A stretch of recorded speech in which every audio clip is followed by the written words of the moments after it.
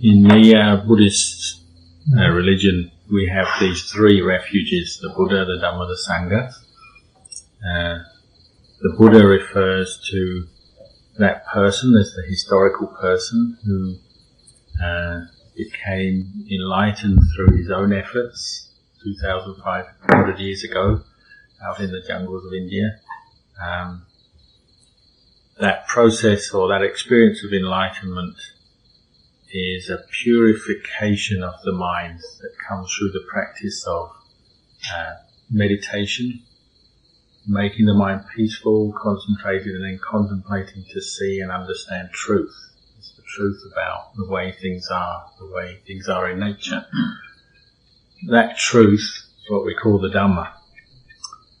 And that process of enlightenment, bringing the mind to the point where it penetrates and sees the truth of the way things are, is bringing the mind to the Dhamma.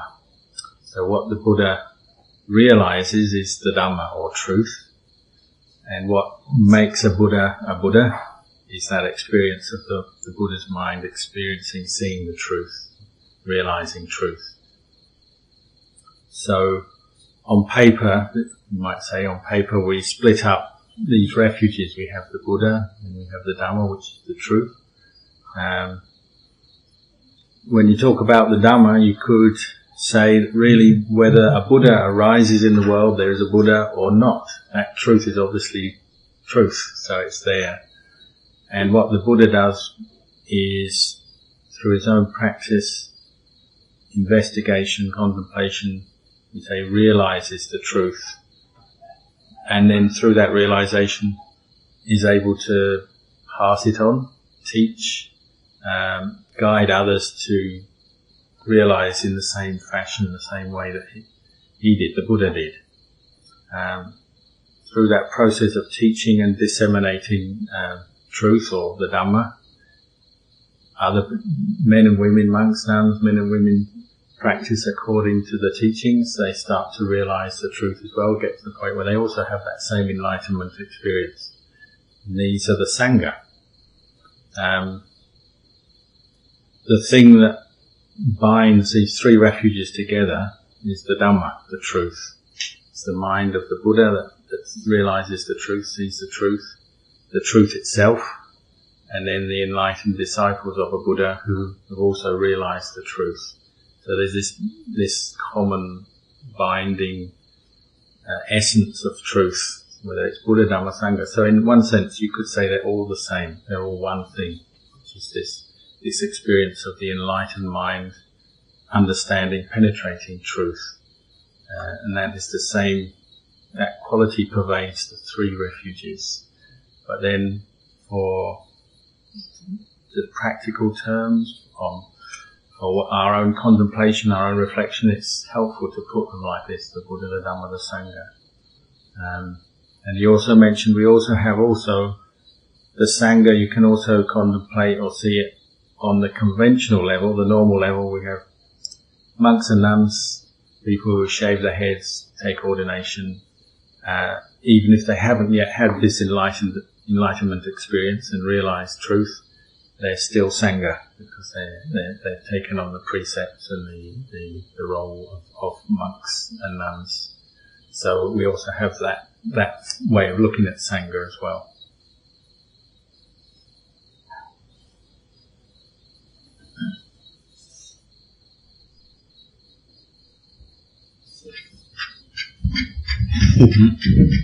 Yeah, sure. In the United States, there have always been people, usually a minority, I think, who are concerned that the United States pursues excessive and destructive materialism. And these people who have this concern have received a lot of, have been energized by the current economic crisis. Does Buddhism have a role in participating in this debate? And does it particularly have a role in a country like Thailand, which is overwhelmingly Buddhist? Yes, the Buddhist religion, Buddhist teachings very much address the sort of things you just mentioned, these issues.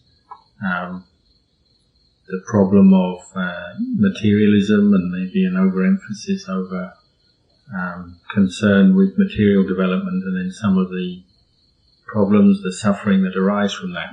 Buddhism very much addresses that and talks about that.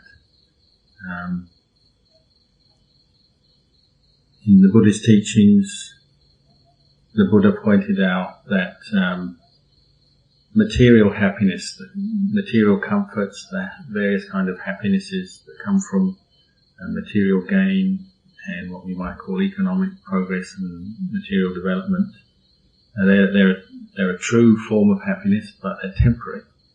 The kind of happiness we can have through having money, material wealth, property, and the different experiences associated with that, they're temporary. And for that reason, there's some suffering hidden within that kind of happiness. You gain your happiness, but because it's temporary, it'll lose it again, whether it's wealth or the experiences we can have based on the wealth we can achieve in this life. Because it's temporary, then you lose it again. It tends to lead to a cycle of the mind always wanting more, wanting to get back, wanting to hold on to, cling on to, and that brings with it some suffering. And if people never reflect on that, well, they tend to get caught into this sort of habitual cycle. So Buddhism is helping us to look more deeply at that process and to see the suffering that comes with material attachment to material happiness, and to see that we should maybe as human beings look deeper than that, look for something more substantial, more satisfying, deeply satisfying. And so the essential teachings in Buddhism, which are reflected in somewhat in Thai culture and Thai society, is trying to achieve this sense of what we call podi in Thai. Podi means a sense of contentment with what one has, a sense of internal satisfaction with what one has. As a theme, as a reflection, how to find that level in your life so that you can find happiness with what you have. So you help start to free yourself from this cycle of, or you might say this attachment to constantly seeking more material wealth and kind of being trapped into that. And the way the Buddhist teachings begin to help us to find this sense of internal happiness, internal contentment. First of all, there's a very strong emphasis on just generosity and kindness in daily life. Because when you're consciously practicing generosity and kindness, you're not only thinking of what you can get for yourself and how much more you can gain from life, you're also thinking about other people around you, family and society. And that has an effect on the mind, brings one actually a lot of joy and helps to counter the suffering that comes from always trying to cling on to and hold on to material wealth and gain. The second emphasis in the teachings, which again you can see throughout, say, Buddhist culture in Thailand, is the encouragement to live in a moral way. What we call sila. Sila literally means morality or virtue. Trying to reflect on our conduct, how we act, how we relate to other people, how we speak, how we act, learning to train ourselves to live in the world in a virtuous way, a moral way, where we're not harming ourselves, harming other people. And this is seen as the result of this, trying to train oneself, develop oneself in a way that is virtuous and moral, leads to an even deeper happiness than just the happiness that comes from the practice of generosity and kindness. One actually, there's a very deep internal satisfaction that comes from that, because one is not harming anybody or harming oneself.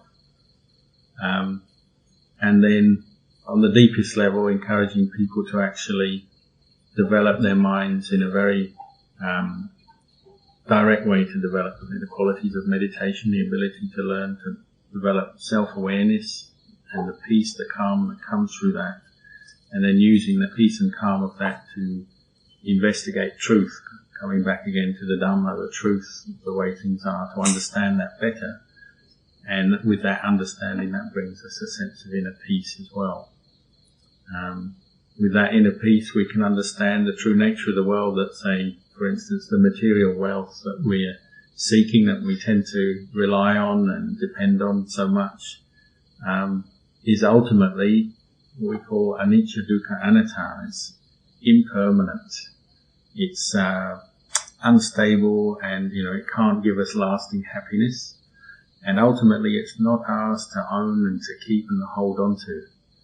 And these are three reflections that Buddhism emphasizes us to develop in our daily lives, to reflect on the material world and our lives, to see the impermanence, the unsatisfactoriness, and the lack of real self in these things. This is what leads to wisdom and a sense of release from these attachments and the suffering that comes with them. We could talk about in the world that there's spiritualism, where we take our mind, our heart as important, or as the most important thing. And then there's materialism, where we take material things and that kind of happiness as the most important thing. And these two aspects of life are obviously different. There's a different emphasis. What we can see when we contemplate the truth about life is that materialism and material happiness is basically flawed, or essentially flawed, because it's subject to impermanence, it's unsatisfactory, it's not self, it's not something we can control and keep and own.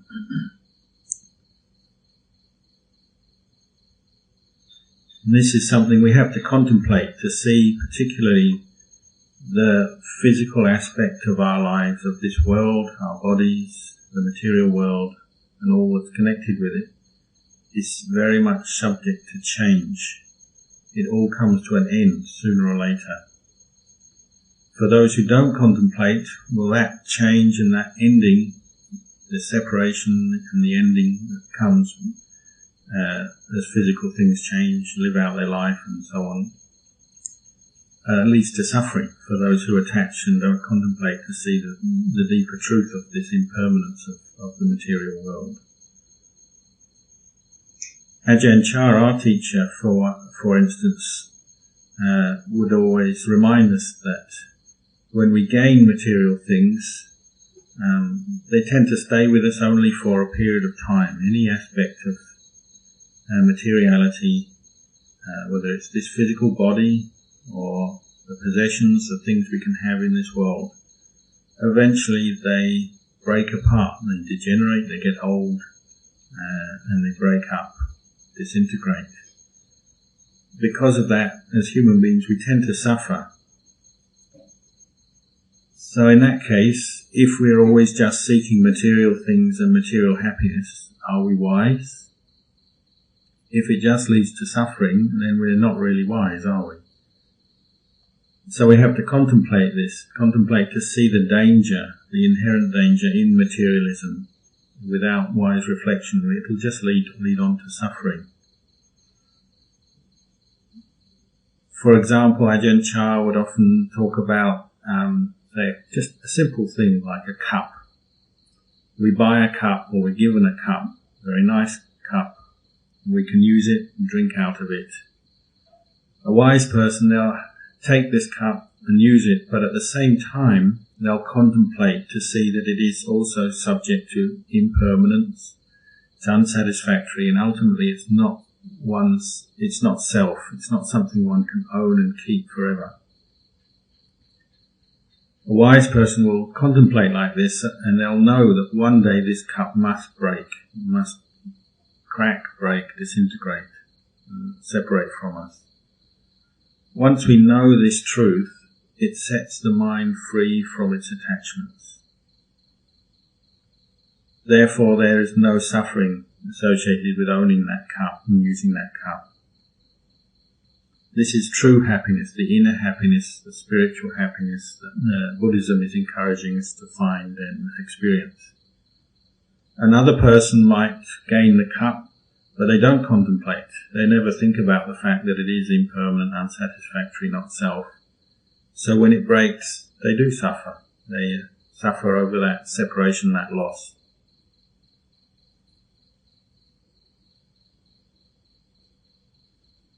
If we never contemplate truth in this way, then we'll never understand that our life is actually subject to impermanence, unsatisfactoriness, and not self.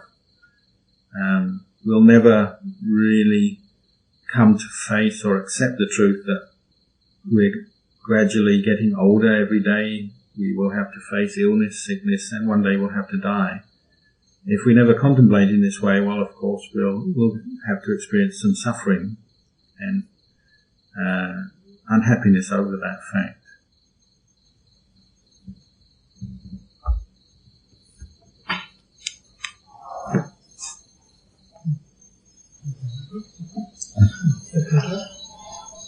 Any more questions?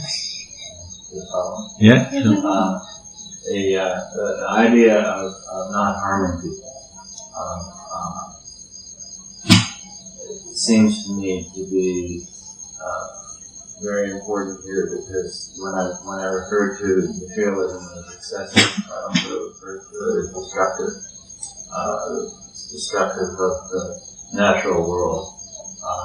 It also divides people into sort of groups who attempt to destroy each other.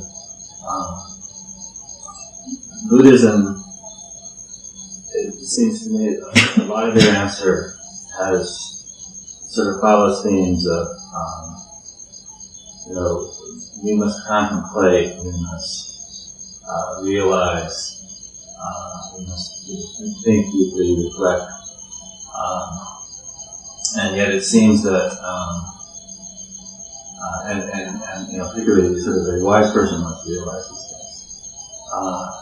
But my own personal experience is growing up in a culture like Western culture, and I think this is true of some other cultures too, particularly to the extent that they emulate the West, but also in their own right. Most people don't realize these things, will not really realize these things, will not contemplate, will not reflect, will not achieve the kind of wisdom that will allow for this realization. Is Buddhism content to go on in the way that it has gone on for so many years? I guess achieving detachment from the situation? Can you elaborate a little bit? This problem that you pointed to is nothing new. It's something the Buddha pointed out 2,500 years ago, that someone like the Buddha can teach and spread words of wisdom and teach people, but the number of the people who actually stop, listen and practice is always going to be, well, not always, but tends to be limited, and that hasn't changed for 2,500 years.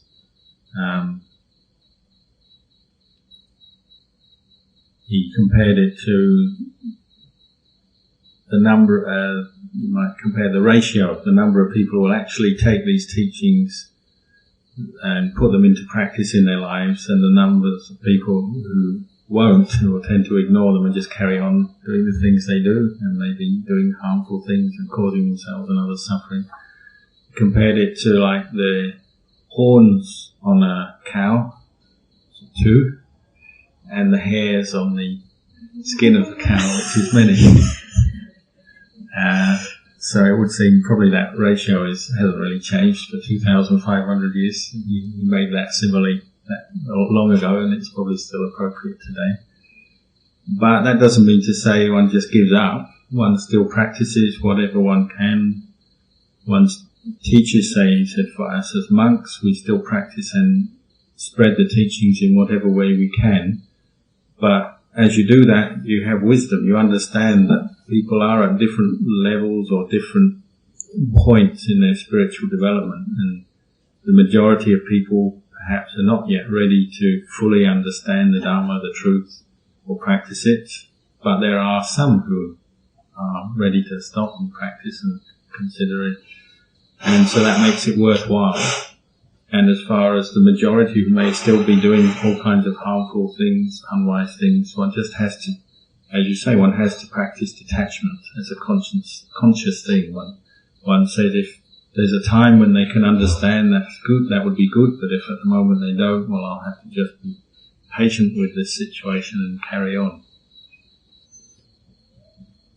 If we're just to take the example of Thailand, which is a Buddhist country where the majority of people have faith in the Buddhist religion, we can also note that the level of practice of each individual in this country is obviously different. There's a very large number of people who practice dana.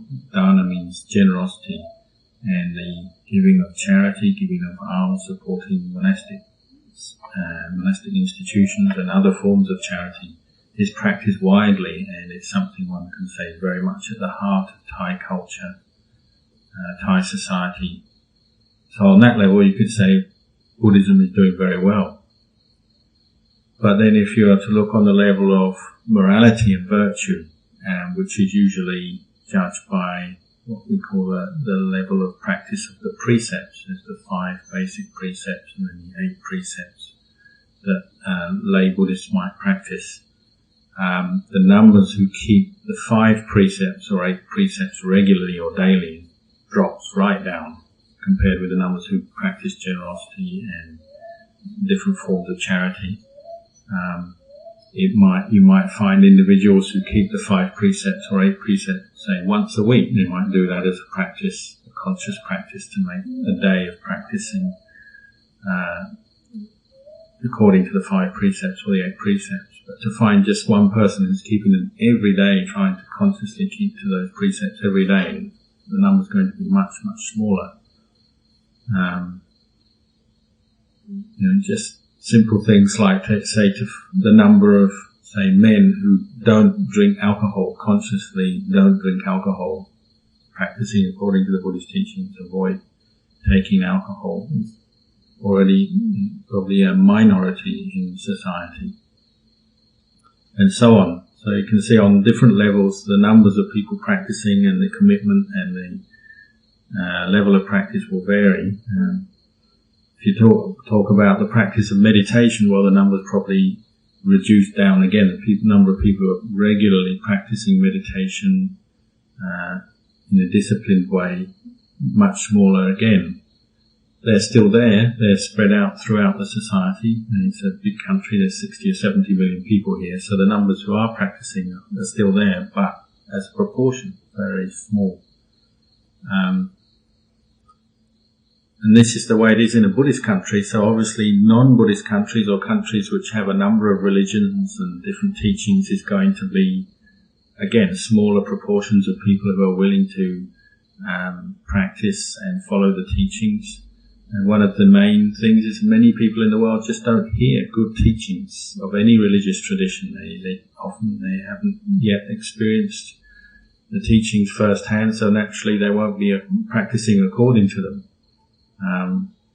Majority of human beings in the world, if they're not exposed to a good teacher and good system of teachings, any religious teachings, well, they'll tend to be more concerned with, you might say, more selfish interests, just making as much wealth as they can, as quickly as they can, enjoying it in this life with no thought much about the consequences of their actions, whether there is such a thing as an afterlife, and even the method by which they attain wealth. Well, often people are not too concerned. They'll do it any way they can, sometimes in a moral way, correct way, often in a way that harms other people or takes advantage of others. Until they meet with good teachings, good teachers, and take those on board, well, that's the way the world is, and human beings are. The Buddhist monastic tradition, which has been around for 2,500 years, is a very good example to the world of how to live in a harmonious, virtuous way.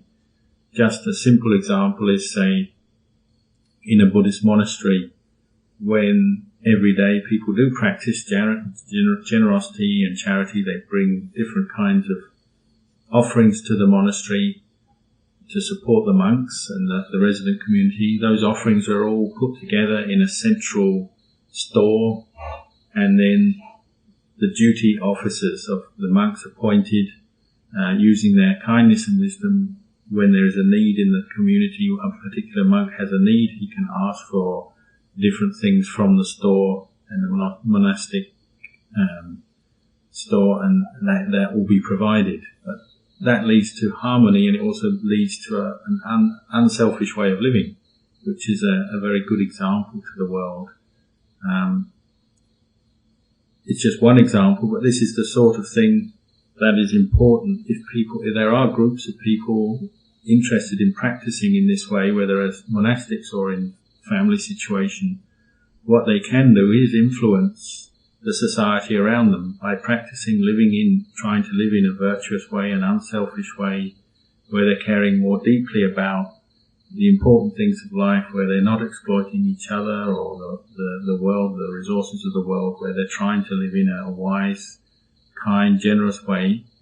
This is what the world needs, and especially if it's an influential country, say a country like the USA or anywhere, the more people who are concerned in this way, trying to develop a lifestyle that is virtuous, based on virtuous ideals, living in harmony with nature, with other people, well, that could be a very great thing for the world, very good influence on the world. So the Buddhist teachings would certainly encourage that anywhere, if people are willing to practice in that way. Our own teacher, Venerable Ajahn Chah, when he started his monastery in Ubon, in those days there were very few monks, and the support was limited, material support for the monks, so they learned how to live in a very simple way, easy way. They had to share what they had, whether it was the food that was offered or the other requisites and things that they depended on. They just had to share out, make good use of what was offered. So they learned to live in a very frugal way, being easily contented with what they had. And that's very much the flavour of his teachings that has pervaded right down to the current Sangha. In this present day, we still learn how to practice contentment, live within our means, whatever support comes. We learn to be satisfied with that. And this is very important for the spiritual life as a monk.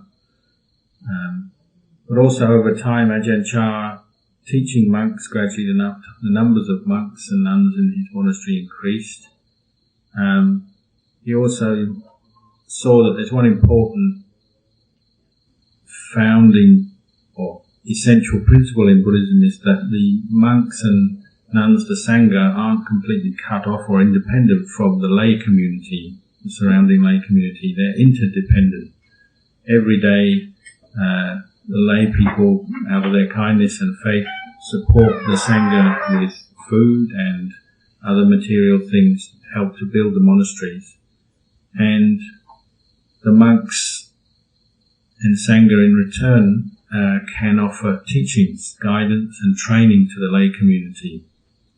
And so over time, it was that lay people started to come into the monastery at Wat Marp, where Ajahn Chah lived, and practice, particularly on the holy days, every 7 or 8 days, according to the cycle of the moon. There'd be a day of retreat in the monastery. People would come in, practice meditation, listen to teachings. So over time, it's natural that the facilities of the monastery had to expand to cope with that and to provide that opportunity for the laity to come in and practice. We can see in the history of Buddhism there have been times when monks do get too cut off from the lay community the wider lay community. For instance, saying that just after the Buddha's death, there was the famous university at Nalanda in India, where there were thousands of monks living there, studying Dhamma and practicing. But they were living in a fairly isolated, introverted way, where they weren't giving much back to the lay society, the lay community supporting them. And it meant that the lay community, not receiving much teachings, much training, their faith wavered. It wasn't so strong. So later on, when there were dangers and threats to the Buddhist religion, other groups of people, migrants and warriors coming into northern India, Buddhism actually disappeared quite quickly. And perhaps this was a reflection of a weakness in the, at that time, a lack of training of the lay community and a lack of teaching and spreading the Dhamma. So Luang Por Chah saw that this is a very important fundamental principle in Buddhism, is that the monks and nuns, the Sangha, they need their seclusion and their space for practicing meditation and their quietness, but they also have to give back because they have to help and respond to that support that they receive from the lay community. So for instance, in Wat Pong in the early days, there was very simple facilities. There's no pipe water, no electricity. All the water had to come from wells, deep wells that were dug, and then they just had a bucket on the end of a rope which was used to haul water up. So every day the monks had to come together and do water hauling, which is quite strenuous work, and they had to take that water around in jerry cans slung on bits of bamboo. Between two monks, they'd go around to different water jars at places where monks bathed, or the kitchens or the toilets. And they lived very simply, but quite strenuously, having to look after the monastery in that way. Later on, they got pumps for the water, but mechanical pumps have a lot of problems, difficult to maintain over a long period of time. So actually, they found later on it was better to get an electric pump for the water. So later on, they had electricity come into the monastery. Sometimes people look at this in an idealistic way and say, oh, we shouldn't have electricity, pipe water and so on, but you keep things simple. But one should also look at the reasons why there is this material development and the intention behind it. Even in a monastery, it is sometimes helpful for the teaching and spreading of Dhamma and for the practice of both the monastic community and the lay community if the facilities are there to receive people, to help with that job. So the development of monasteries isn't necessarily as an end in itself, just material development for the sake of it. It's usually for the purpose of supporting the practice and the teaching of Dhamma. This monastery, Wat Marp Jan, we can look at in the similar fashion. In the very early days, things here were very simple. There's no electricity, no pipe water. They actually had the reputation in the branch monasteries of Ajahn Chah as being a place where you might come to die, because there was very bad malaria here, where we're sitting right now. The mosquitoes, if they bit you in those days, then very high percentage of chance that you would get malaria, and many of the monks, including Ajahn Anan, got malaria many times. So the monastery had a reputation as a place that was difficult to live, even life-threatening. But over time, it's necessary to improve the facilities. As more monks came, more lay people have come to practice here. They used to have no electricity, then they have to pump water, being on a mountain, pump water up to header tanks, to pump water with mechanical diesel pumps, a lot of problems, mechanical maintenance problems. In the end, they found that it would be better to have an electric pump, and so on. And this is how a monastery develops on the material side, but the intention behind it is always for supporting the practice of Dhamma, not just for material development in its own sake, for its own sake. And this is something we have to contemplate, and whether it's in our own individual practice as monks, we have to contemplate our use of what we say the four requisites. That is food, robes or clothing, lodgings, and then medicine. We have to find the right level for our own needs. We can't take too much, that would become extravagant, indulgent. But then too little also creates problems. We suffer in different ways, and practice is not convenient. Just take food, for instance. If you have too much, you become overweight, unhealthy in one way. But if you have too little, you don't have enough energy to practice and you suffer in another way. So we have to learn, with food or any other aspect of material existence, our material life, we have to learn to find the right amount, or that level that is just right for us. And similarly, on the level of, say, community or society. We have to find the right level where we have enough material development to support the things that we do, to support our practice, to support the teaching, the training of the lay community as well. If you have too much, well, yes, it can become indulgent, but if you don't have enough, then things are just too difficult and you can't achieve very much, and maybe Buddhism won't become very strongly established. Maybe the society, if one isn't doing very much for the lay community, giving much back in terms of teachings, well, maybe Buddhism will disappear gradually like it did in India. So one has to bear in mind these different aspects. Say, here large community of monks, sometimes monks get ill, so we make use of doctors and nurses in the hospitals and clinics around here. Sometimes they come, they get to know us and they come and they say, can you teach us meditation? And it seems appropriate to respond to that, to give them the chance. So we sometimes run retreats where groups of doctors, nurses or teachers who we know come and stay here and practice meditation, and they learn how to practice in a monastic situation. And that seems very valuable if done in the right way, the right amount. That leads to a stable, strong society where the support for the Sangha is strong, and it should mean that Buddhism can last a long time. So it's important for us to see and develop a wise attitude towards material development, even in the monastery, whether it's on a personal basis or as a monastic institution as a whole, and society as a whole. You have to think about what is the right amount and see the value and the right way to use these things, develop these things. Does that make good sense, or understand? Have any other questions?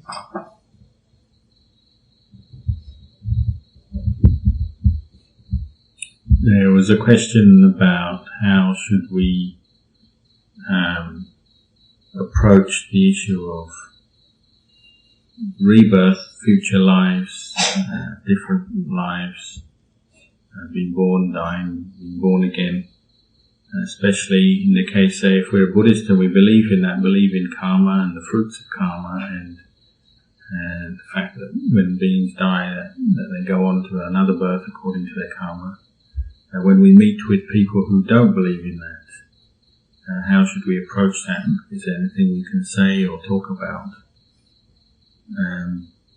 Ajahn just said this is an old problem that was there, right, has been there since the time of the Buddha. There's often people in the world who have the view there's nothing after death. When you die, that's the end. And it doesn't matter what you do this life, just do whatever you want because it doesn't matter. Nothing happens. When you die, you won't have to face any kind of consequences or anything.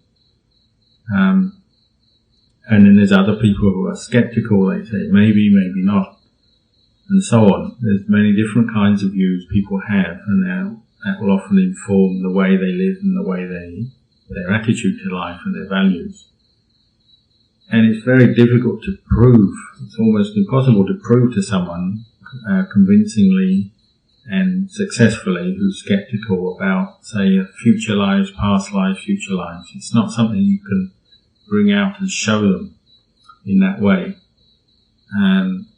But when they asked Ajahn Chah this question, he used to remind us that you don't really need to prove this. You don't have to prove about future lives, past lives, and so on.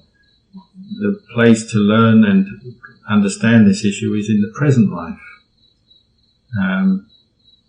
So you can look at it, say, if people live in a virtuous way and try to cultivate goodness in their lives and learn to live in a way that is skillful in the way they conduct themselves and conduct their lives in the present, what will the result be? Well, the result will be that they'll have happiness and they'll help to create a happy society around them. If there is such a thing as karma and the fruits of karma and the future lives, we don't just disappear when we die, but we experience the fruits of our karma in future lives, then the goodness, the skillfulness of all of that they've done in this life will not be wasted or lost. It will go on and bring them fruits in future lives as well, bring them to happiness in future existences. If there aren't such things as future lives, if when we die that's the end of it, well, there's no loss because you've experienced happiness in this life from your good actions and skillful living. If you are to live in an unskillful way, an antisocial way, aggressive way, exploiting others, harming others, and so on, believing doesn't matter, nothing happens when I die. You also have to look at the results in the present life, in the present moment of that. And what will they be? Well, you'll create a lot of suffering and confusion in the world for yourself or other people around you. And if there is such a thing as future lives and the fruits of our karma, well, it's not going to be good, is it? You're going to suffer not just in this life, but in next life. But if you reduce it down, you can see, really an important place to focus on is this life, what I'm doing right now in my life, the way I conduct myself, the way my attitudes, my views, the way I think, everything is bringing its results right now, and we can prove that for ourselves, there's no doubt, because we can see what's happening, we can know what's happening. And so this is the place to practice, this is the emphasis. The important thing is to understand your own heart, your own mind, and see really that the roots of, you might say, heaven and hell are there. It's not something that you have to focus on or project into the future. At some future date I will go to heaven or go to hell, or even nibbana, enlightenment, some kind of future state. One has to look at what's arising in one's mind, one's heart, right here, right now, and see that the causes for happiness and suffering, or heaven and hell, are right here in our minds right now. And they're not something external far away. This is an important point to understand, so that one understands the place of practice, and where one has to practice is right now. One's not practicing just for some future happiness. One has to practice right now and find liberation and happiness right now in the present. It's natural that when we begin practice, even say if we come into a monastic environment as a monk, that we will have some uncertainty and doubts about certain aspects of the teaching, such as karma, the fruits of karma, past lives and future lives, and so on. Because these things are difficult to prove in the normal sense. But then that doesn't matter. We can keep an open mind and just carry on practicing. We don't have to fully believe or fully reject. We keep an open mind and just carry on practicing, learning to internalize the teachings and develop our own understanding through our own practice. Because ultimately that is the place where you can understand these truths, is in your own mind. The Buddha always said, heaven arises in your mind, hell arises in your mind, nibbana, or enlightenment, arises in your mind. These are things to know. What knows? The mind knows. The mind knows it. We can develop that ability to know our own state of mind, whether we have happiness, whether we have suffering, whether we have attachment, whether we have liberation. These are experiences to be known, and what knows is the mind. And the mind doesn't die. That quality of knowing doesn't disappear, degenerate. It's there, and it can be developed and maintained. The physical body does die. We do definitely die. There's no doubt about that. There's no one in the world who's born and doesn't die. Everybody goes through the same process of old age, getting sick, and then dying. But the mind that knows that doesn't die, and that knowing doesn't die. That's what you're training in when you're training and developing the mind, is this knowing and understanding of truth. And it's something that ultimately you have to know for yourself. One of the qualities of the Dhamma, we were talking earlier about taking refuge in Buddha, Dhamma, Sangha. When you take refuge in the Dhamma, one of the qualities of that Dhamma that you're taking refuge in is the quality we say, Pachatang Veditabo Vinyuhi. The wise understand or know for themselves. I mean, that quality that ultimately we have to develop our own understanding through our own efforts, our own contemplation, investigation of truth, and come to our own understanding. It's not something we can just believe in from others, hear from others, and accept on that level. We have to also internalize it and develop our own personal understanding for it to be a true refuge and to achieve the true peace, true understanding that the Buddha was encouraging us to develop. This is a very important point. The only way we can develop that is through our own practice. So we have to follow the path. We have to develop the kindness, the generosity, develop the virtuous behavior, develop the meditative skills, learning how to quieten our minds and contemplate and experience that, the happiness and the peace that comes from that. And that's something we have to know and experience for ourselves. Once you develop your mind, this ability to know your own mind and understand and see truth in this way, then you'll really come to understand about what we call this insight, or panya insight, is the highest, most meritorious thing, the highest good that a human being can develop and experience is understanding, the good of understanding and seeing and knowing truth. When you know truth in your own mind, then you understand about, we say, different realms of existence, about heaven realms, hell realms, and even nibbana. We'll understand about birth and death and rebirth, because we'll be able to understand from our own minds, through our own experience, seeing the truth about the mind and how we create happiness and suffering, or the causes for these different realms of existence through our own mind, through our own attachments. When we really investigate and develop this ability to know our own mind, we'll see that and understand that. Somehow or other we got onto the subject of ghosts. I guess continuing from the subject of belief in afterlife and karma and fruits of karma. So Ajahn just mentioned that in Thai culture, Thai society, generally people believe fully in afterlife, in ghosts, in other realms of existence. It's pretty much 100%. And so everyone's very afraid of these things. They also believe in what we call devatas, which are angels, heavenly beings. They don't have much doubt about the existence of these things and these realms of where they live either. But also that has some weaknesses to it. If you believe in something 100% unquestioningly, then you can easily get fooled, tricked by other people or your own mind. So parents are always tricking their children. They're saying, if you're bad, the ghosts will get you. And because everyone believes in ghosts, well, it works very well. But maybe it reinforces an unwise belief sometimes. In the West, probably the upbringing of the culture and the upbringing is a bit different. Generally, kids are taught to be self-confident, independent, and not just to believe anything like that. So the background is slightly different.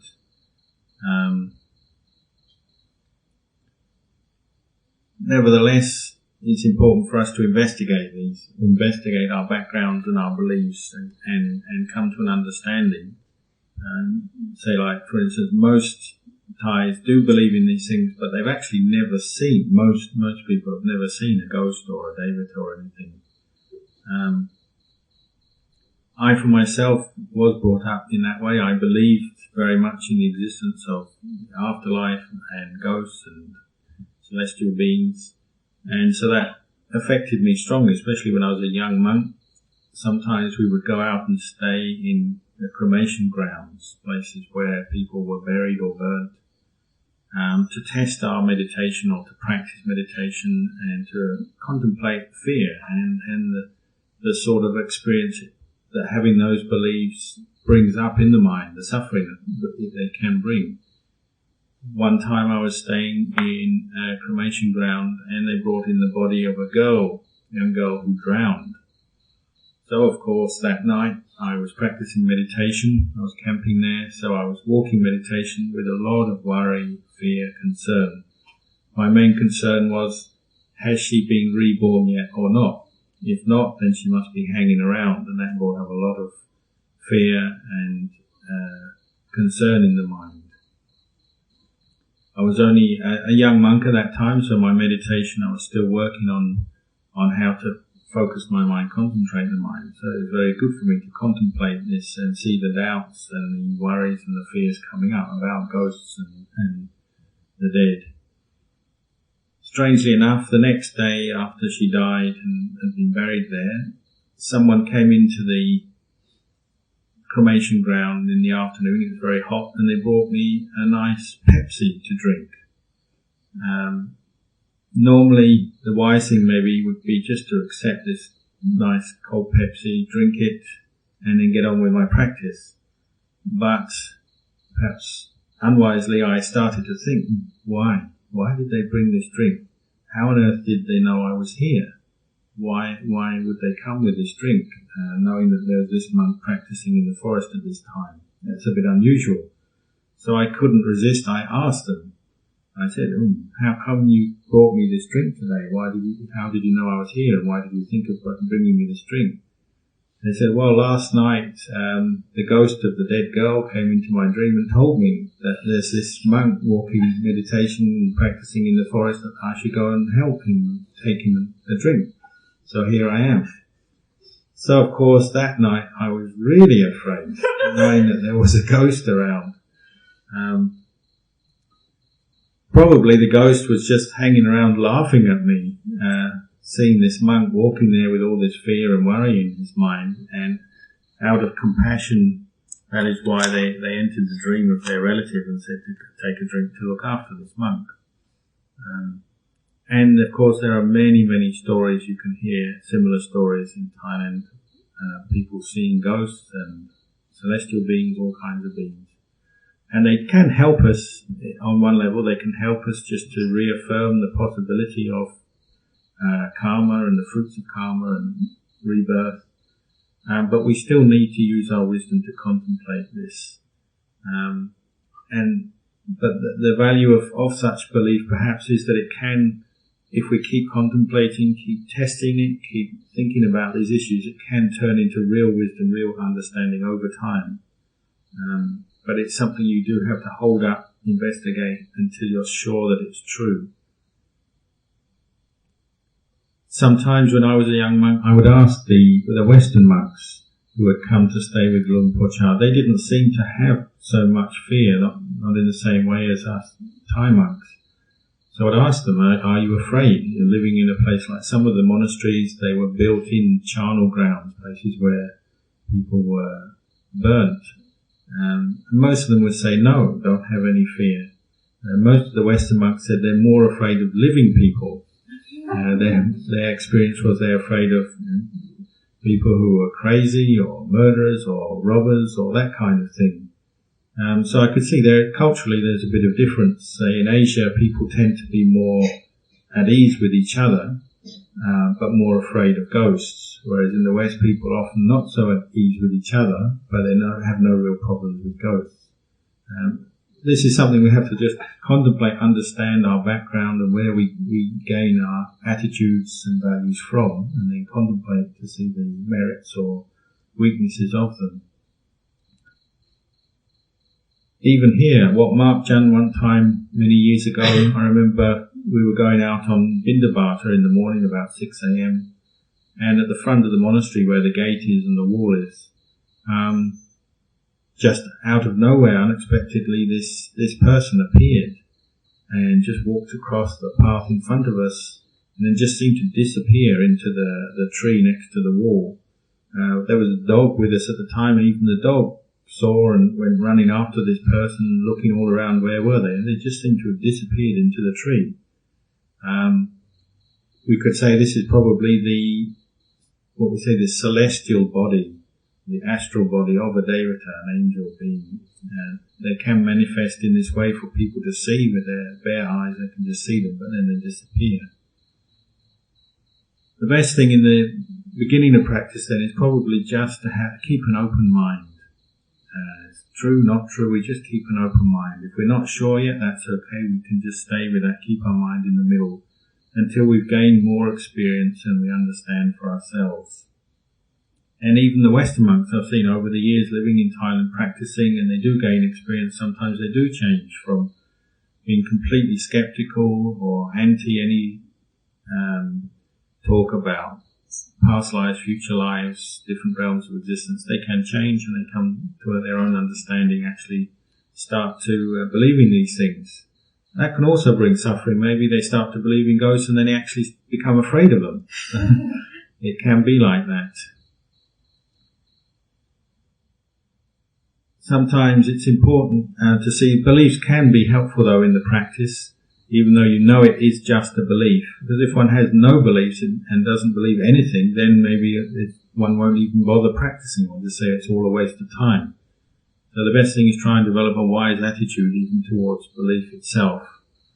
Then Ajahn went on to ask any of the monks and laity whether they had any experience of seeing beings, and one lady said she'd seen something when she was staying in another monastery, Wat Marp up in northeast Thailand. One day she brought out some food before the morning meditation, so very early at maybe 3 or 4 a.m. Left it in the kitchen and went up to meditate and chant. And when she came back, there was a lady there in the kitchen all dressed in white who seemed to be preparing food as well. But there's someone she'd never seen before, wondered where she came from. And then this lady walked out of the kitchen and walked up the staircase towards the stupa. And as she walked up the staircase, you could see her feet weren't touching the ground. She was like floating up the staircase, and then she disappeared. And she realized, oh, this must be a Devata. And Ajahn explained it's probably a Devata who is connected to that monastery and maybe has the heart, the aspiration to cook and make some dana for the monks, but doesn't have a physical body to do that, but the mind is there, and so this is a manifestation of that being, and just temporarily you can see them there wanting to join in making food to offer to the monks. So that's just another story that was offered.